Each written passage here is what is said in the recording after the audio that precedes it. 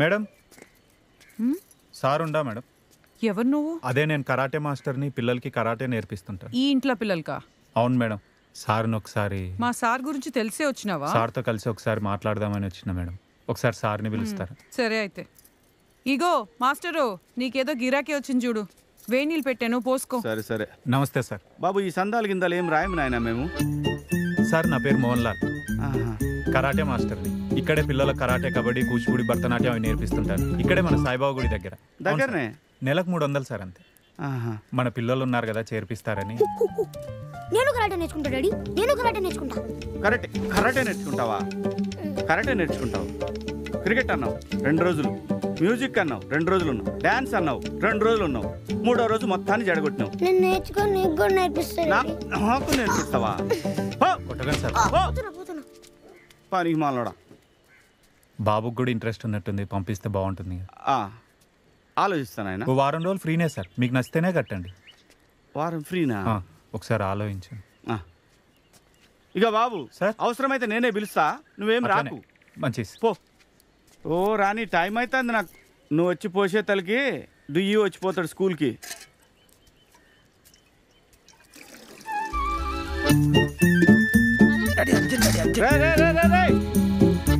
అరే ఏడు నీళ్ళు రాయి, ముట్టిగా అవుతుంది. రావే. Hi uncle. ఎవరమ్మా? సుచిత. Suchitha David Paul. నాకే పాల్ తెలుసు. అదే అంకుల్, మీ డైలీ అడుగుతుంటారు కదా నా గురించి. రఘు క్లాస్మేట్ సుచిత. మీ మగాలంతా ఇంతే అంకుల్, అన్నీ మర్చిపోతుంటారు. ఆంటీ ఎక్కడ? ఉప్మా చేస్తుందమ్మా లోపట.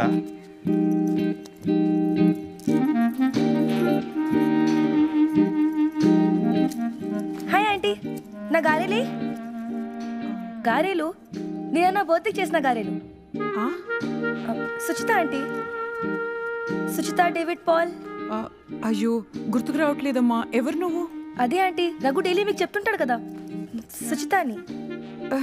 వేరే వాళ్ళ ఇల్లు అనుకుని మా ఇంటికి వచ్చావేమో. మా అబ్బాయి అమ్మాయిలతో మాట్లాడ్డమ్మా. మాది చాలా పద్ధతైన కుటుంబం. మమ్మీ తనేం చెప్తుంది, నువ్వేం చెప్తున్నావు? అసలు ఏమైనా సంబంధం ఉందా? మరి ఎవరమ్మా నువ్వు? ఆంటీ నేను సుచిత బర్త్డే గారెలు. దివ్య ఎవరే? రఘు ఎక్కడ ఉన్నాడు అంకుల్? దొడ్డిపోయిండు. అంకుల్ దొడ్డికి పోయిండమ్మా. ముఖమైంది అట్లా పెట్టింది.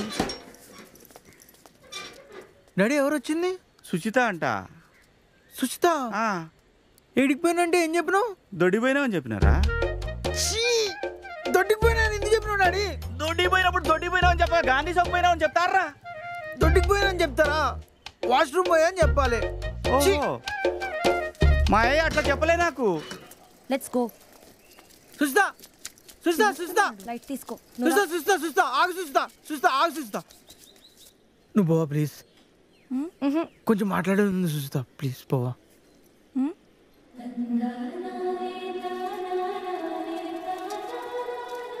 నీకు ఎక్స్ప్లెయిన్ చేస్తా చూస్తా, మొత్తం ఎక్స్ప్లెయిన్ చేస్తా ఎందుకు అబద్ధం చెప్పాను. నీలా అబద్ధం చెప్పే వాళ్ళు నాకు అస్సలు నచ్చరు. అట్లా కాదు చూస్తా. ఇంక నేను చెప్పేస్తా చూస్తా. మీ ఇంట్లో కాదు చూస్తా. పొద్దున్న లేవగానే good morning mummy, good morning డాడీలు ఉండవు. మమ్మీ వచ్చి ఫ్యాన్ బంద్ చేసిందంటే గుడ్ మార్నింగ్ అన్నట్టు, రాత్రి టీవీ ఆపల్లా పలగల్లా అంటే గుడ్ నైట్ అన్నట్టు. స్కూల్ నుంచి రాగానే ఈరోజు ఎట్లా జరిగింది, హౌ ఈజ్ యువర్ డే అని అడగరు. క్లాస్లో ఏం చెప్పారు, హోంవర్క్ ఏమి ఇచ్చారనే అడుగుతారు.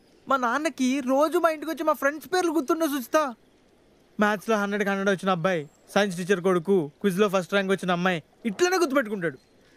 పోనీ ఎవరినైనా ఇంటికి తీసుకొచ్చి పరిచయం చేసినా కూడా బాగున్నావు అమ్మా, బాగున్నావు బాబు అని అడాడు. హాఫ్ ఇయర్లీలో ఎన్ని మార్కులు వచ్చినాయనే అడుగుతాడు. అంత స్ట్రిక్ట్ మా నాన్న.